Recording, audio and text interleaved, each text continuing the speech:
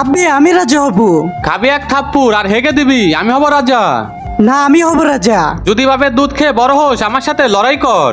আব্বে সালা তোরা আমার দুধ খাসনি, তোরা তোর মায়ের দুধ খেয়েই বড় হয়েছিস। তোমরা দুজন লড়াই করতেছো কেন? বাবা আপনি বুড়ো হয়ে গেছেন, 2-3 বছরের মধ্যে কাস্তে কাস্তে মারা যাবেন আপনি। আপনিই বলেন আপনার পর কে নাগরাজ হবে। ও আচ্ছা, তোমরা সাপের রাজা হবে। যাও একটা অন্ধ লোককে ধরে নিয়ে আসো। আরে আশেপাশে তো কোনো অন্ধলোক দেখছি না,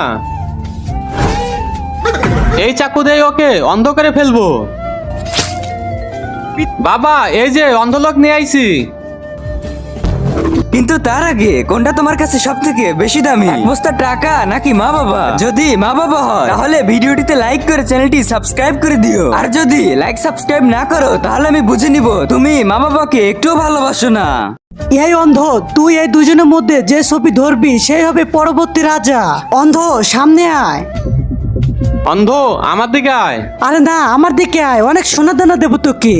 আয় আমার দিকে আয়, আমি তোকে নতুন চোখ লাগিয়ে দিব। আরে না আমার দিকে আয়। আরে না না আমার দিকে আয়। আমার দিকে আয়। আরে না আমার দিকে আয়। এ আমার দিকে আয়।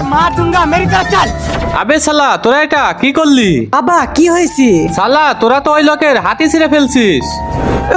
সালা তোরা প্রথমে আমার অন্ধ করে ফেললি, এখন আমার হাতও ছিঁড়ে ফেললি।